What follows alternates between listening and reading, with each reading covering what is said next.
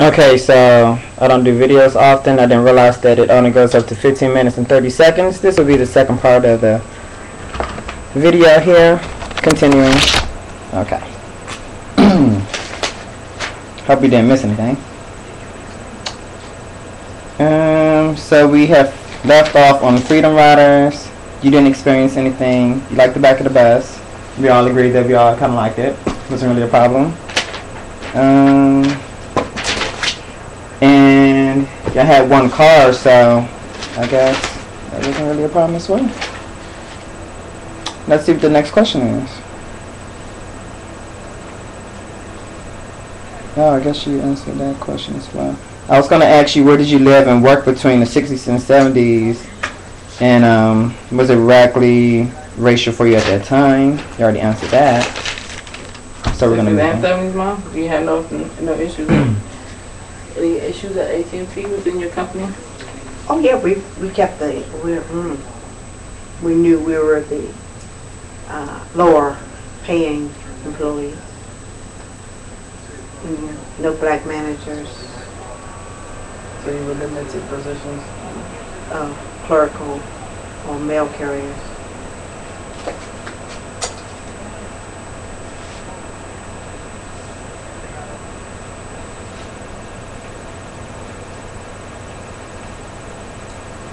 So even though it was by law that everything was desegregated, everything was still hard to obtain.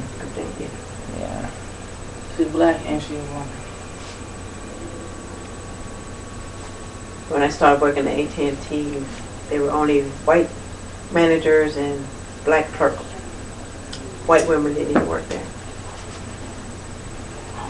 Hey, you ever run up on a white woman?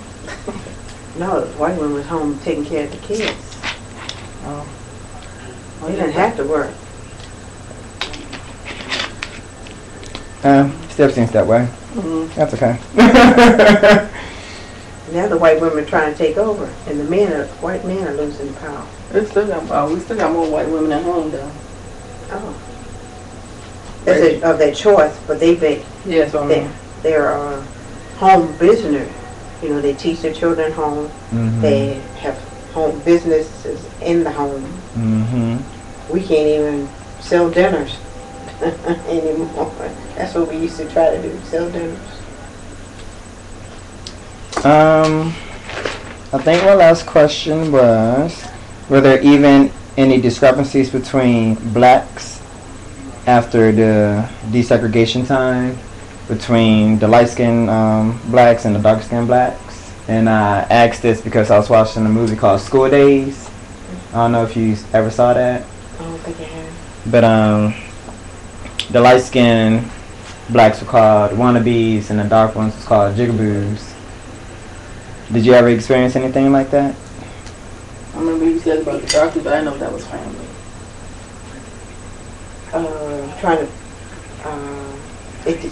It was happening. It was just that in school-wise, the light kids sat in the front of the class, and the darker kids sat in the back. By choice or by? It seems as if that's the way they put you. I guess they're thinking that the smarter people were lighter. Go for the white. So was it more assigned seats or? Assigned seat. Yeah, we were. How it was assigned, we didn't really picture it on colored at the time because we all were black. Mm-hmm. And they end up identifying it. The students themselves made it where the teachers' pets were light skinned. Mm-hmm. So it made us bigger between ourselves. If you liked your white, you right. Teachers white? No. Teachers were white? No white teachers. It was just, most of them were light. So these were black teachers that were just lighter. Mm-hmm.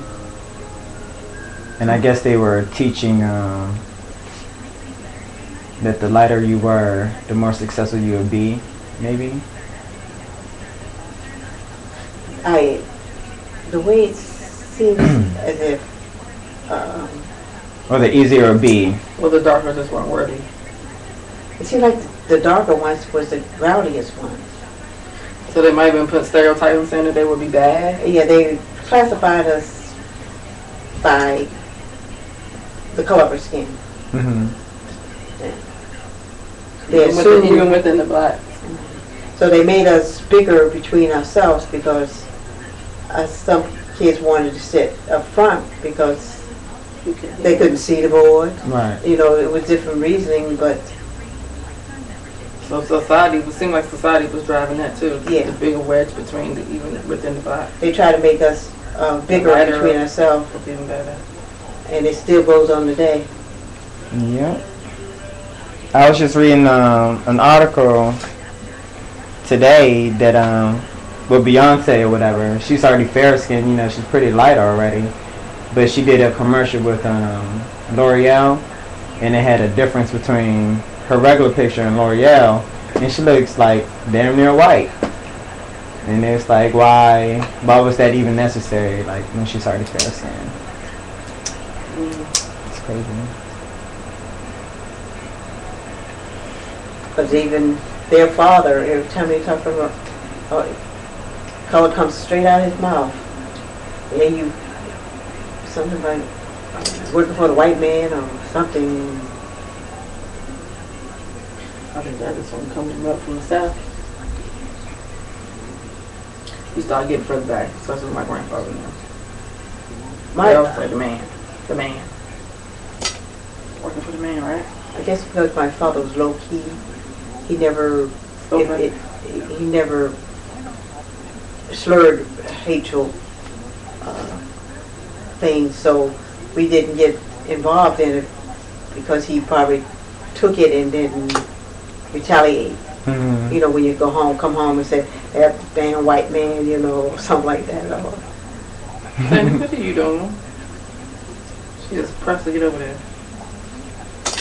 because we're talking towards him. Your mother gonna hug you in a minute.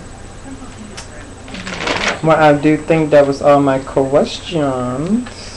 Well, I'm sorry, it wasn't. Was there one about the exciting. where was she when he got shot? Where was I was on the bus on my way from work. Martin Luther I King? was so upset. I thought you asked me. I know you said that to me before you came. I was on the back of the bus. The people, how was the reaction of people on the bus? White people, black people. Was there any white people on the bus? We were all black, but we had to ride through the riot in the neighborhood because they were burning up our downtown. Well, we were known as downtown. They were burning up our own places, and we couldn't believe The blacks it. were? And, you know, you didn't want to go off the bus because you might get caught up in everything? The bus kept on moving till he could. Probably won't take on his family. Yeah, so he could get to a place where They they weren't fighting, Mm-hmm. they wasn't rioting. Okay, see, that sums it up. Okay. Do you remember JFK? Yeah, that's the only person I went down to watch his thing and still couldn't see him. Still too far away. Too many people down there. Oh, so you was there? Down on his inauguration day. Mm-hmm. Yeah, that's the only one I went. I never heard a president actually speak out that would work with us. Mm-hmm. And I liked his mannerism. It's his, You want to have a little better than you. oh yeah, he was attractive. But but it was just his mannerism is the way his words were something you could listen to without. That man don't know what he's talking about. I said, I am smarter than a fifth grade with Bush talks. I could read in between his words, and I said, he don't know what in the world he's talking about. And I said, he's not smarter than a fifth grader. That's the only one I've listened to his inauguration speech. And I still been trying to get a copy of King's speech, I Had a Dream. Mm-hmm. Well, I mean, they had that out there. And I enjoy, they had it where they added music to it. Sam Cooke's music. I'm trying to think. Sam Cooke. That's probably right out there online. You know, Sam Cooke's music was in the back. I dream his speeches to music. That's what she wanted a copy of. That's probably online. You know, it plays soft music and then his words comes out because his words were from the Gettysburg Address. Mm-hmm. So if you pull that up, you see some of his words in the Gettysburg Address. They have it when we went to Gettysburg when I was driving the bus. They visited the Gettysburg battlefield. Mm-hmm. It is. I went down there. They scared the crap out of me. I was in like elementary school, and we had saw the field, and it was a big old field or something. It's like at a certain time of the year, sometimes they gotta close it off because it's like some people see other people like run around across the field or something. I was like, see, they talking about the ghosts. We in elementary school, and they trying to scare us. I was like, it's getting dark. We gotta go. Like I was waiting for it to be over. I was so scared. They run around the battlefield, they're playing. And then we took another field trip somewhere else, and they was like, yeah, we got to close this part off at a certain time too. And I was like, oh my God, it's like a naked man that run across the field and like go through the house or something. I was like, really? For real? It's so scary. But that conducts we're sorry. Interview. I was sheltered from being exposed. No, that is good. But this gives another view. Mm-hmm. People in different places, but they saw different things.